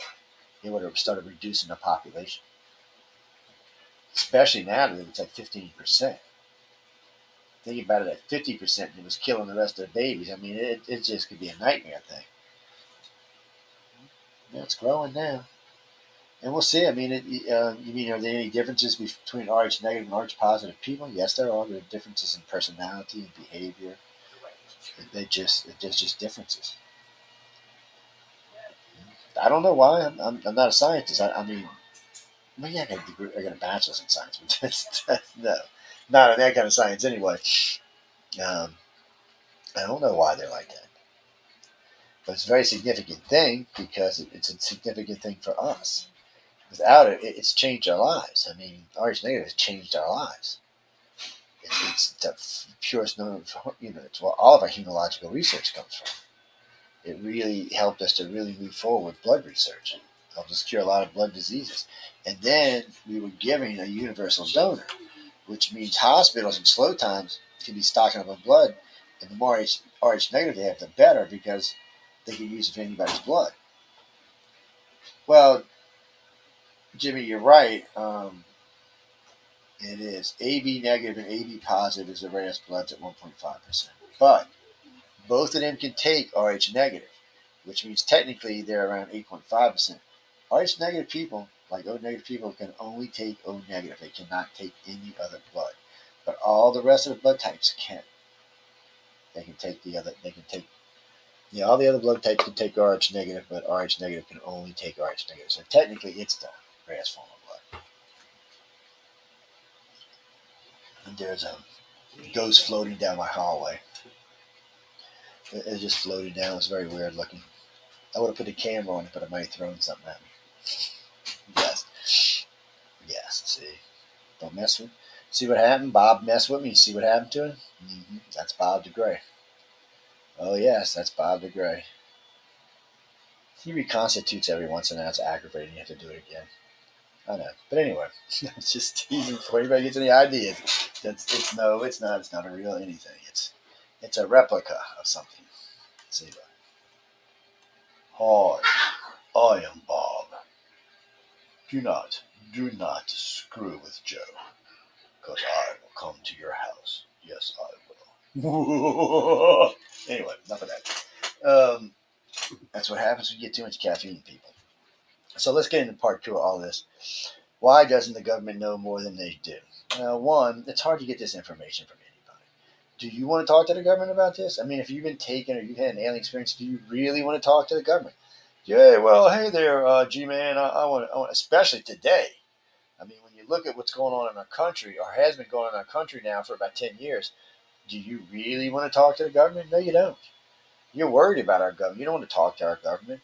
And nobody really wants to go around telling people they had an extraterrestrial contact. Even today, even with it being as popular as it is, people who have been taken don't want to come forward. One, they might lose their job. They might lose their husband or wife. Remember, a lot of times spouses don't know about this. Kids don't know about this. Yes, I mean, okay, let's say you've been married for 20 years. All of a sudden, one day, your husband goes, well, guess what's been happening to me? I've been being taken by extraterrestrials, and let me tell you what goes on. Now, here you're the wife, and you're going, really? Really? Baby, you want to seek some help? And you're like, no, this is real. And she's like, are you sure this is real? And you're like, yeah, yeah, yeah. And you're like, 2 days later, you get a little round envelope, divorce papers in it. Because your wife thinks you lost your mind. Or vice versa for that matter. Okay, it could be daddy, and mama, I don't really care. It doesn't matter what it is. Um, when you start talking about all these things that happen to you, sometimes your spouse is going to be like, oh no. They're going to be, I don't think so. It ain't going to happen. I don't want to be a part of this. I didn't know you were crazy. Why didn't you tell me this before we got married? And then you say, all right, let's say they're calming down. And then you start telling them, well, if they're taking me, they're taking the kids. All right, that's just too much at this point. Your spouse is going, I want a divorce. You're insane, blah, blah, blah. I'm going to go see a lawyer and a doctor. You're crazy. You're never going to see the kids again, and you're going to pay out the ass. And, it's just dangerous. You just don't know what the reaction is going to be when you tell someone for the first time. People talk about coming out of the closet. It's one of the terms I used to use for abductees and contactees. It's like coming out the closet. You just don't know what kind of reaction you're going to get from an individual when you tell them, hey, I've had extraterrestrial contact. I have been taken. I've been on board a ship. This is what's happened to me. Just people freak out hard. Really, really hard. They have no idea what you're going to say, what your mama's going to say, what your daddy's going to say, what your aunt's going to say, your uncle, your grandma, anybody, your job, your boss, your friends. And if you go public, like most people, well, not most people, but a lot of people do, then you have no idea what kind of reaction you're going to get. I own my own businesses, so it's a little different for me. And if a customer says, well, Joe, you're a crazy bastard, I said, well, that's true. Do you still want me to do it for this price? And they're like, yeah. Because in the end, for them, they don't care that I'm a crazy bastard. It's just something they can talk about their rich friends with. I'm just their contract, and I need to take care of their job, and that's all there is to it. And, that's just one of the things of being, it's just one of the things of being owning your own business. And I can always tell them to go take a fly and because I don't need their business. So it puts me in a unique position, but most people don't have that option. Most people have to go, I got to be quiet, I can't say anything, I can lose my job. And I have known people who've lost their job over this before. I've never lost a job over ufology. I did lose a job over religion one time, but things happen.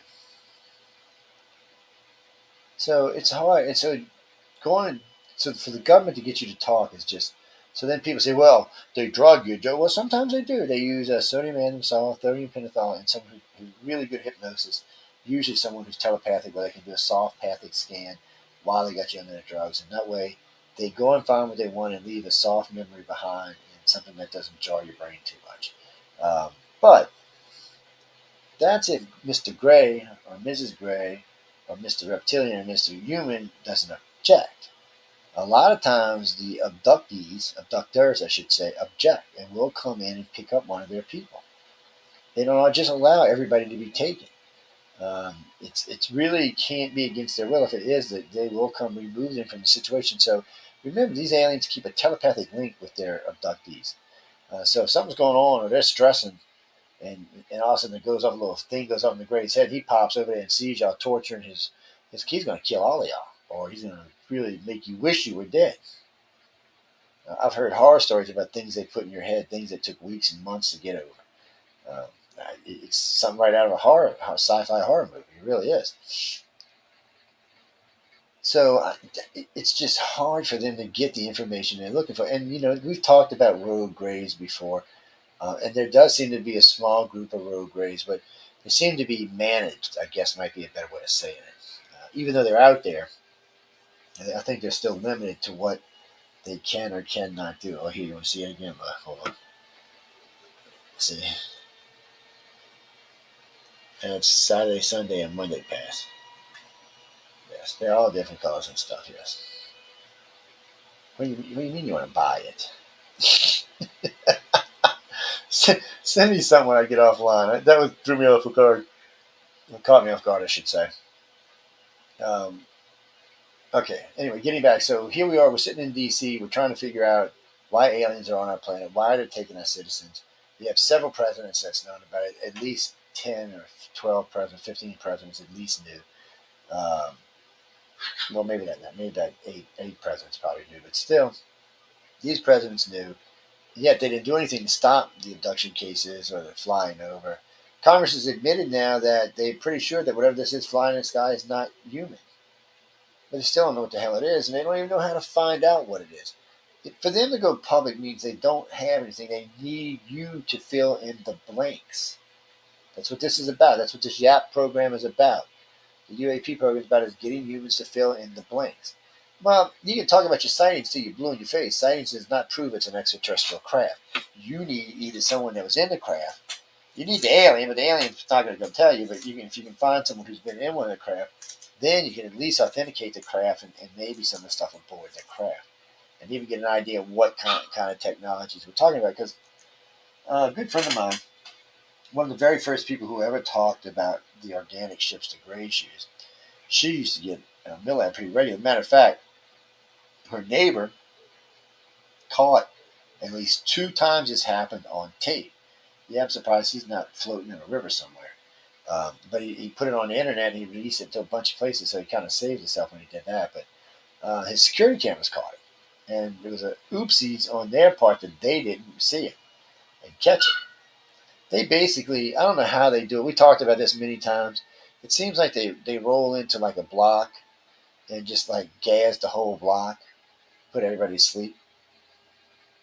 What it seems like.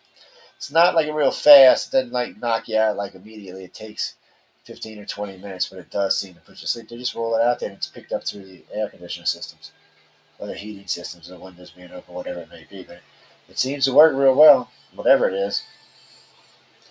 I have no idea. I would have figured they would have done it a different way, but well, no, there was a couple of government people came out and talked about it and how they bring in these special helicopters that don't make any noise. And, they have these round platforms on them. They take them and bring them wherever. I said, why don't you just pick them up in a car? It never made any sense to me. Well, just, why even gas them? Just go pick them up in a car. Dumbass. I really, I don't know. That kind of stuff just seems stupid to me. Like the cattle mutilations. Yeah, I get in trouble for cattle mutilations all the time, but that's just one of those things. I just came up with a better explanation for what they were doing with them, that's all. That's pretty widely accepted these days, but Well, no, because the people who make money on this will never change the way they believe. If you do ufology for money, which there's two or three dozen people who do. Well, let me ask you something. So you're going to do a conference for 1,000 people, and you're going to charge $360 per person. You know how much money that is? What do you need that for? And how much are you paying these people? And how much are you putting in your pocket from these people who are just trying to learn the truth? Yeah, well, I don't personally think a conference should be more than $100, $150 for the whole conference, unless you got dinner and drinks or something. I don't think it should be. I don't know. I'll tell you this, DragonCon. So the conference I was just talking about is $360 for 2.5 days. DragonCon was $160 for 5 days, and offered dude, 5 hotels running venues and the convention center, and then all kind of food and bars and things, events on the side. I mean, it was insane. It is well worth the money you're going to spend to go there because it's just outrageous. It is. It is outrageous place. The bang for the buck. I don't know if you can beat the bang for the buck. I really don't. I don't know. I mean, $160 for 5 days. That's.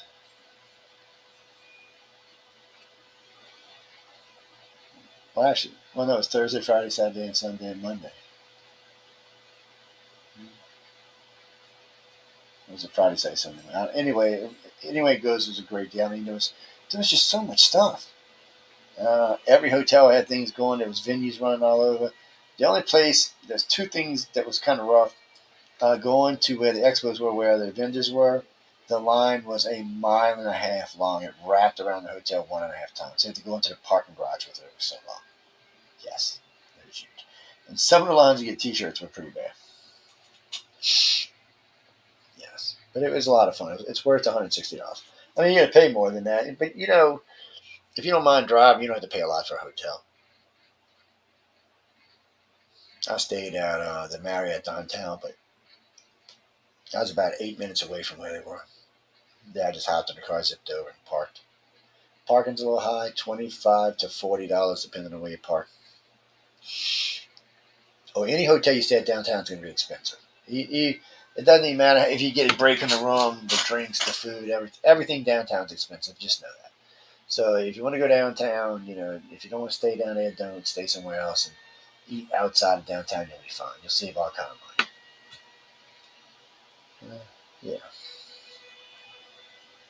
Well, you got to eat down these too. But anyway, so getting back to, I know we keep digressing into other things, but getting back to why the government doesn't know anything. Well, ET won't tell them, and the contactees won't tell them. So how are you going to learn anything? How do you know anything? Bits and pieces and scraps you find here and there, but that's not telling you anything. You can take all these different shows and run through algorithms and hope that a lot of these people know what they're talking about, but a lot of them are lying. A lot of them are lying. You mean the percent of people I think that lie that are abductees? I don't even know. In the early days when we first formed ICAR, it was 50-50. And then we made these the forums much longer and much more involved, and that dropped dramatically. It dropped to about 10 to 15% were fake. The rest were real. What was too much? If this had not really happened to you, odds of you filling out the entire form and doing it correctly was just really not going to happen. There was a lot of stuff. It was really involved. It was 95 questions, 75 to 95 questions with all kinds of stuff we wanted answered. There was lots of places you would have to write a couple of paragraphs. That was just a thing through it worked though. And it actually worked. Well, because I go on some of these websites for these so-called abduction researchers. They got like a 10 question form. They tell you, so well, I can hypnotize you in 20 minutes. Really? Oh, well, I want to see that. No, the whole session's 20 minutes. Hypnotize them and get the information and everything. Beware of charlatans is all I could say. It usually takes me a half an hour to put somebody under the way I want to. And that's if I'm in daily practice.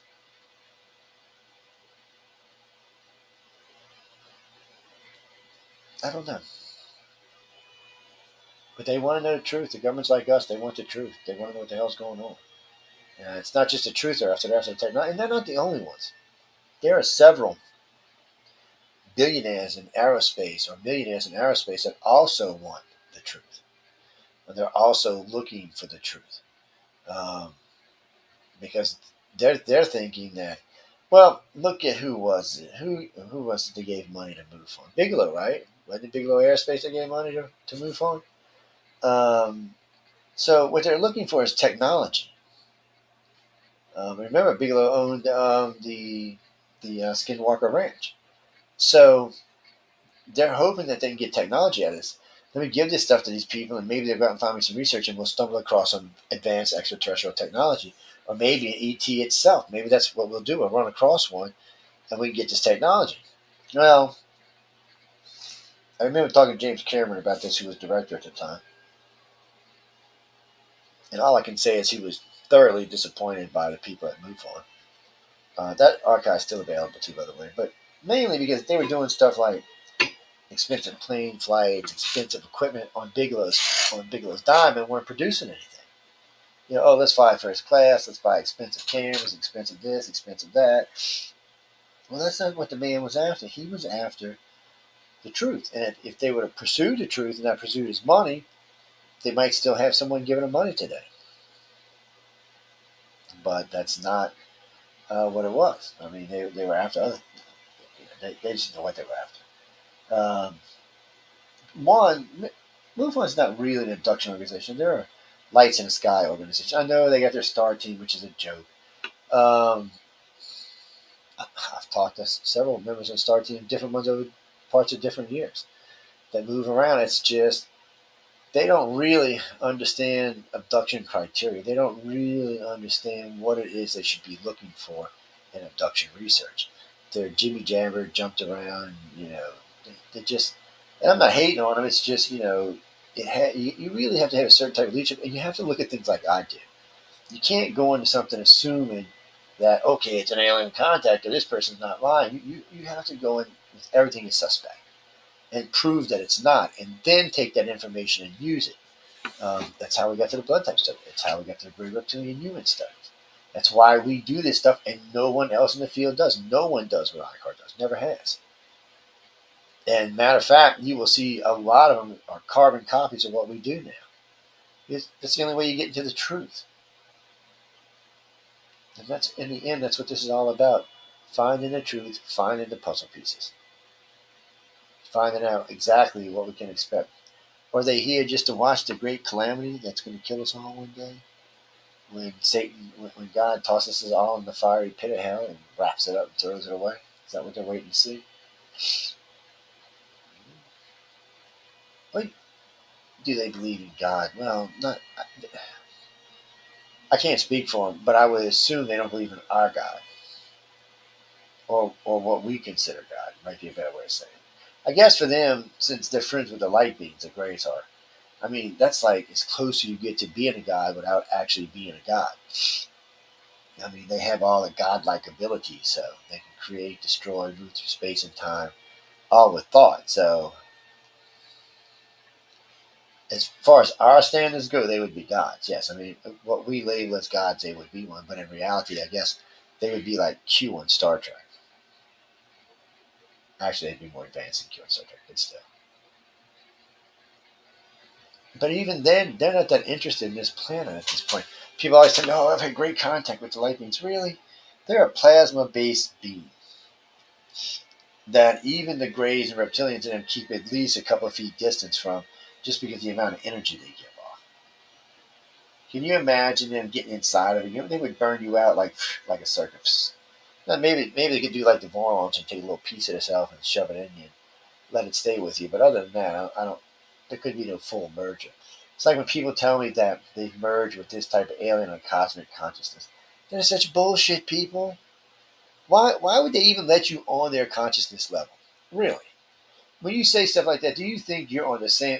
Let's just be honest. Do any humans listening to this show think you're on the same level as the conscious of a gray or a light being? Really? Now that's an ego. Really, I mean, you're talking about rate. I mean, the light beings are billions of years old. The Greys are at least a billion years old, but yet you think you're as smart as they are. Okay, and they say humans didn't have egos. I think we might be wrong about that.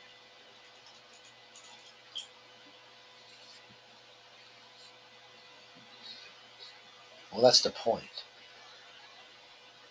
We're babies compared to them. I mean, seriously, we're babies compared to them. And you really think that they're going to give these kind of technologies to our governments when they know we can't even handle the ones we have? I mean, have you been reading the paper lately? Jesus, we're on the verge of World War III, and you want aliens to give us better weapons. Maybe we should ask them for better medical help, or cure diseases, or things like that, or help us with global or climate change, which they don't even seem to be interested in. Every now and then I'll get an abductee or contactee. They'll tell me, "Oh, they mentioned that we're killing ourselves." No, they say we're killing the planet. No, we're killing ourselves. That's how I know it's not an alien, because the alien's not going to say that. The alien's going to go, "You're killing yourself, you dumb human. Fix it." Because they know we can't actually kill the planet. The planet will survive no matter what we do. At least at the stage we are right now. Yeah.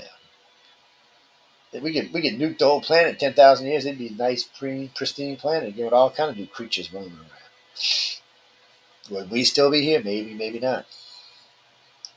We wouldn't be the humans we are today. That's for damn sure. It'd be more like that movie, you know, a time travel movie. Orson Welles' time. Yeah, well, there you go. I'm sure it'd be more like that. But that goes right back to, so how is the government getting its information? If the aliens aren't telling them, and you're not telling them, and the contactees not telling them, all they can do is hope they get little bits and pieces of aircraft like Shag Harbor. Okay. So I love Shag Harbor. So these people are out messing around Shag Harbor in the evening time. This thing comes down. They think it's a plane, by the way. All the people who saw this thing come down Shag Harbor thought it was a plane.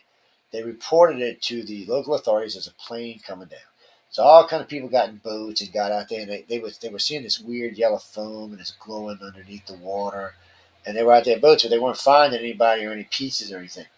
Then they noticed this glowing thing started moving and went out through the channel and headed out to the Atlantic Ocean, where it parked for 7 days.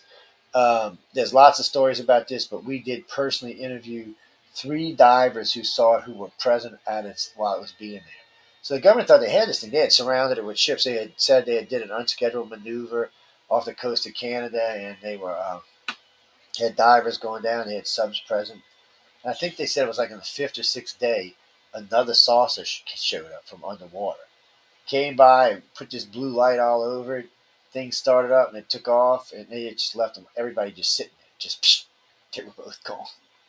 Sounds like something out of not Avatar. What the hell? I guess it was crazy sounding, but yeah, you actually had divers who actually were willing to go on radio and talk about it. But the government didn't get any information out of it. All they got some pictures and stuff. They know what it looks like. They got close to it, but they didn't get inside. They don't know if any weapons or propulsion. And that's what they're after. For some reason, the aliens are not willing to share this with them. The aliens are like, to you. I can't use a regular thing. There might be some youngins watching. Who? Martha. Who's Martha? Which Martha? Uh-huh. Mm-hmm. You better make up your mind. No, indeed. Boy, somebody would crack over there for sure. Man. Hold on.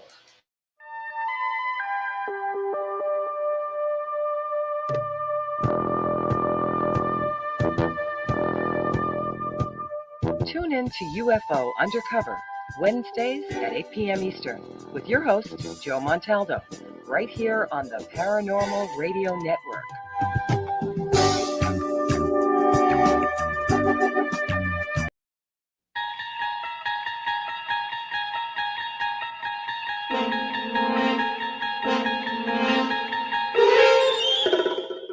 You're listening to UFO Undercover with your host, Joe Montaldo, right here on the Paranormal Radio Network.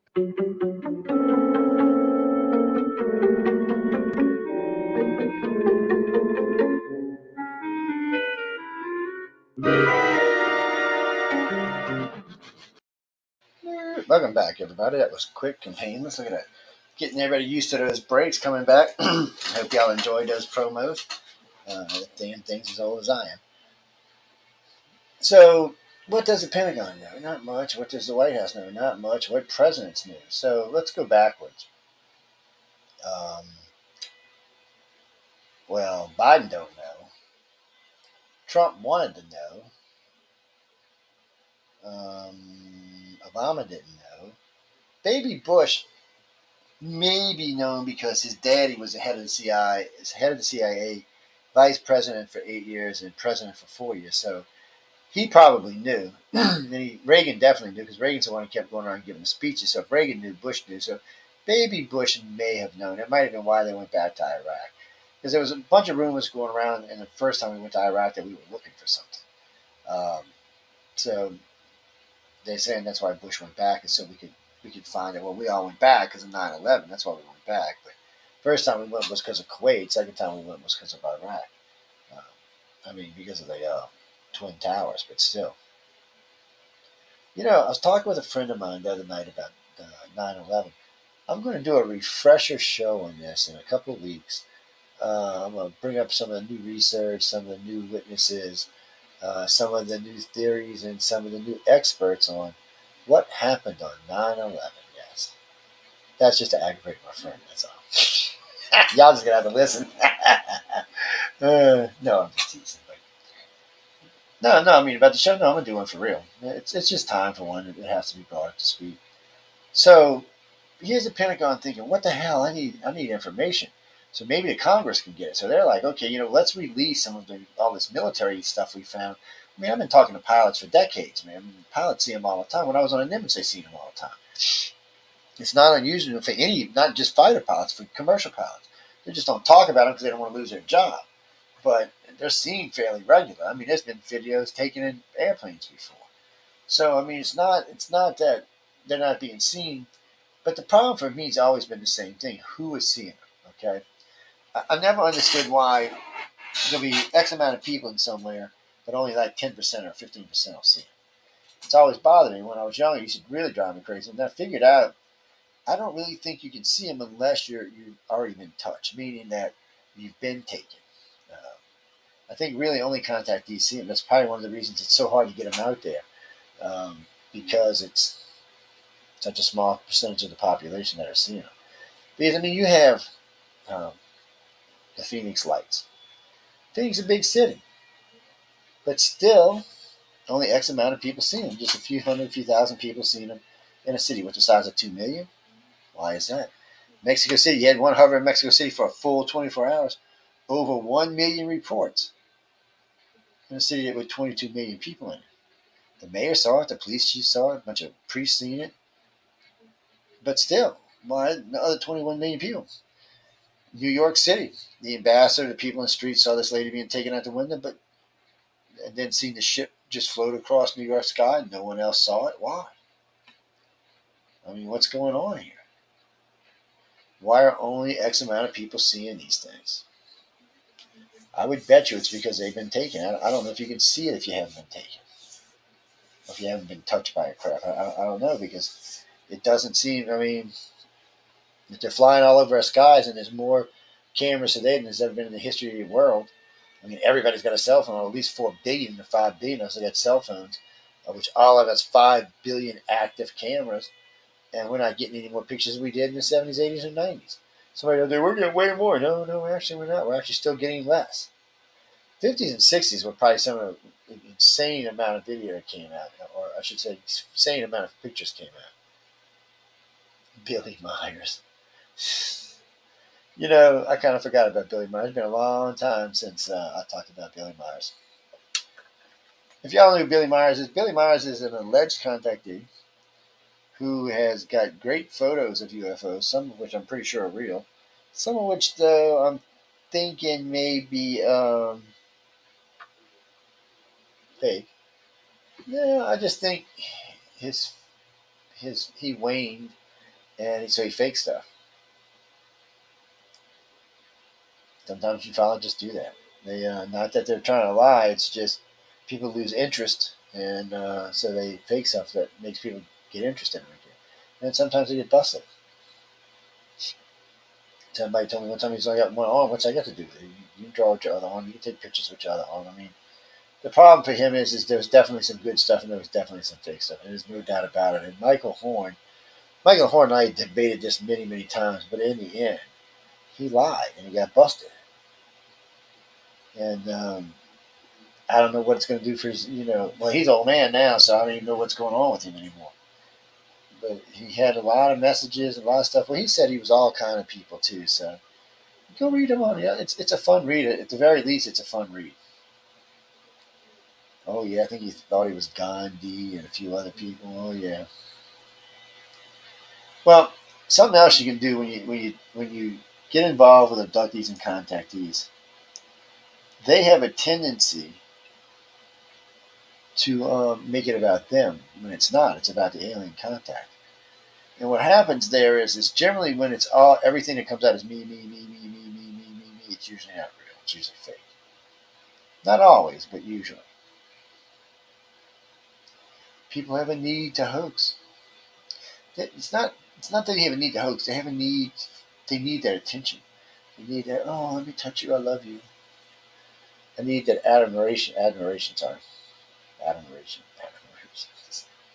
I'm not even going there with that joke, my friend. I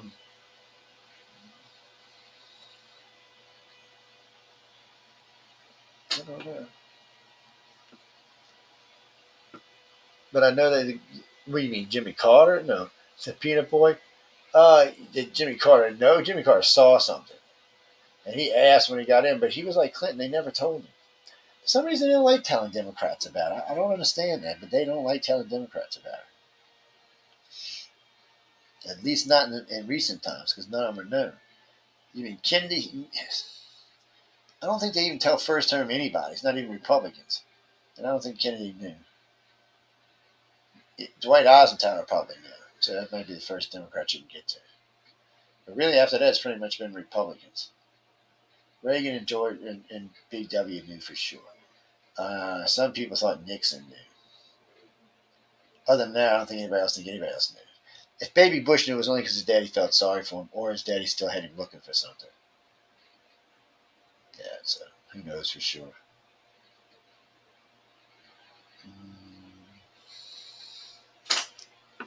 Well, I wish the government would release something that was solid and strong, but they're not releasing anything, are they? They're trying to get you to give them stuff. Well, American citizens, help us define what these things are. Yeah, okay, we're already doing that. Thank you very much. For I can't even tell you how many 100 years now. Well, Blue Book. How much time we get? You got a couple seconds.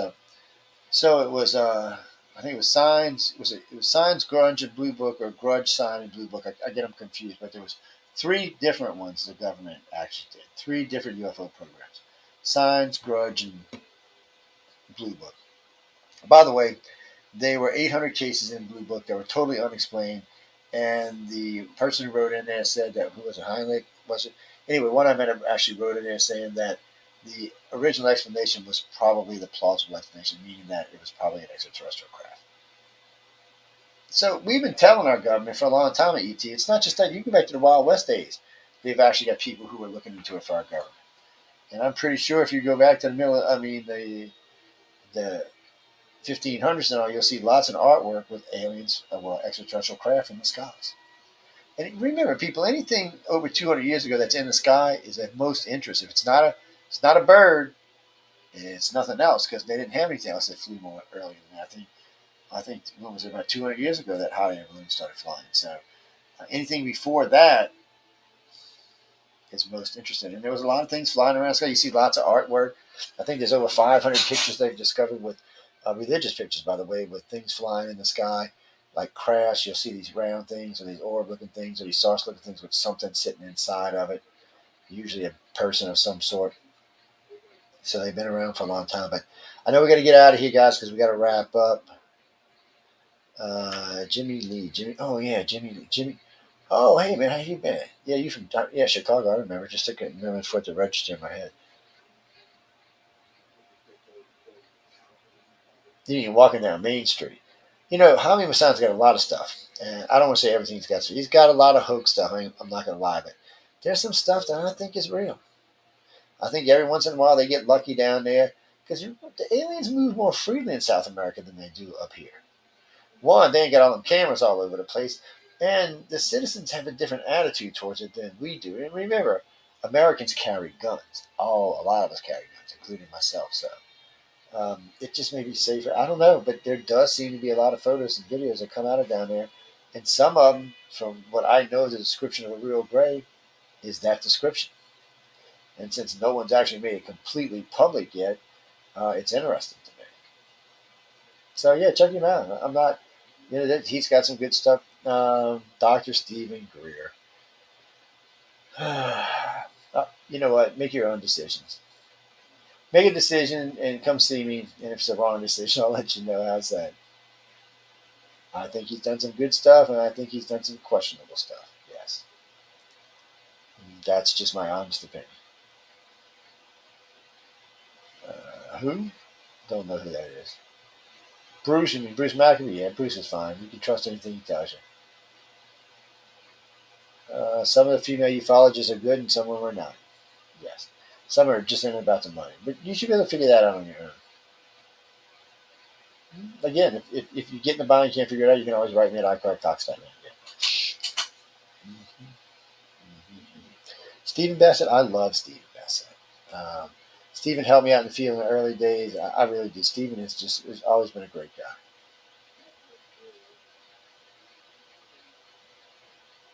Yes, always. I wish he would do the X Conference again. I love the X Conference. I like speaking there. I like attending it. I always had a lot of fun. I wish he would. He's always been a good guy.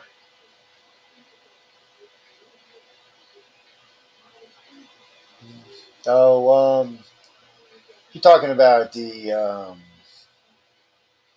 September 1st and when Dr. Greer did all the witnesses. It's still available. You can find it. We got copies of it somewhere, but it's still available. You can get it. I'd go listen to it. And you know what? It would be good to listen to it now, knowing what we know about a lot of what was said there. There was a lot of disinformation in there, but there was a lot of good stuff in there too. Well, when you have this many people and you have the government trying to keep you off balance, there's always going to be disinformation.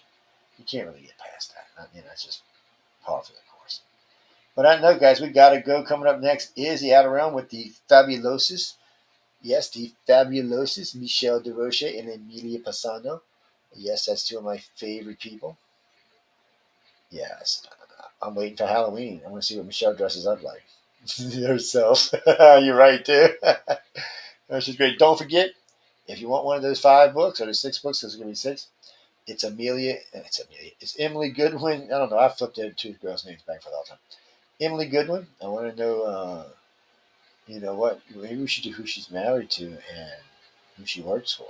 Maybe we should do that. Anyway, just write to me and let me know. You know, when you write, it's going to be the first 5. Yeah, first 5 people. I might already be too late, but I don't know. But write in anyway. iCarCox.net, and I will send you out a book. You never know. I might send out a couple extras. I got a case of 10 sitting at my feet right here. So, I got 20 boxes of cases in here of those. Anyway, on that note, I got to go again. Thanks for listening to United Public Radio and UFO Undercover. It's a great night for everybody, and I hope enjoy your lifestyle and have some fun and get out. Oh, and on one side note, I will be in Utah at the end of the month for Fan X for any of my friends up in Utah. On that note, good night and stay tuned for the Outer Realm. Dun, dun, dun, dun.